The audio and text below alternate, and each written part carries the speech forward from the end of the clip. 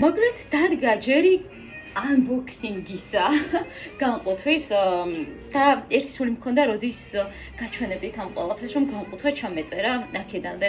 გამოწერა ჩემი სამზარეულოსთვის რაღაცეები, გადამზიდი კომპანია, რა თქმა უნდა, personal first არის, რომელსაც ვანდობ ჩემი ამანათების უსაფრთხო ტრანსპორტირებას და პირველი გამოწერე აი ეს საზომი ჭიქების კომპლექტი.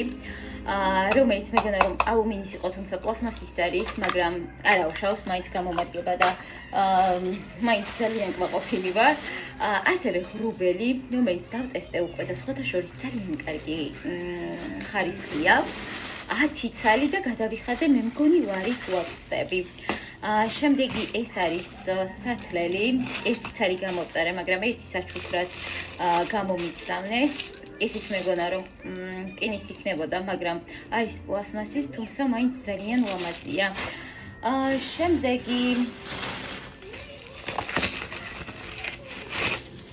არის აი ეს, სადაც განვათავსებ ხოლმე ჩემს რაღაც ლამაზ საკებს, ეს იქნება ნამცხრები თუ სხვადასხვა რაღაცეები, მაგრამ მინდოდა შავი და მეგონა რომ შავი გამოვწერე და ვერცხლისფერი ჩამომივიდა.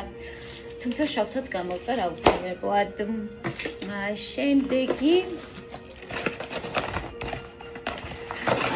შემდეგი ეს არის აი ესეთი საჭრელი, რომელიც არის ოქროსფერი და არის რკინის და ძალიან კარგია, ძალიან მომწონს, ლამაზია, აქ ვერსად ვერ ვნახე ესეთი ოქროსფერი და ამიტომაც გამოვწერე.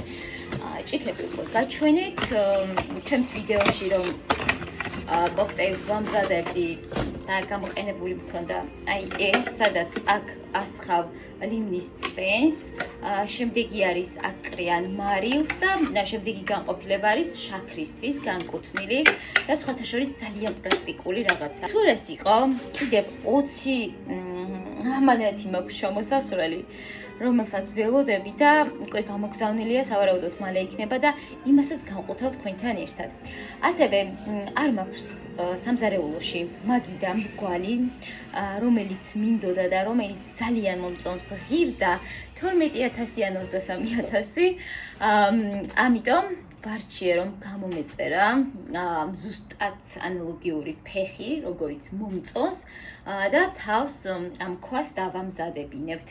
და ამასაც გაგიზიარებთ, იმიტომ რომ ძალიან ბიუჯეტურად უნდა შევქმნა ის მაგიდა, რომელიც ღირდა 12,000 და 23,000 კიდევ და არ ვიცი, ძალიან ძვირი. მაგრამ სულ ეს იყო ჩემი unboxing-ი და დროებით წავედი, ხა ძალიან ბევრი ვილაპარაკე, მე მგონი.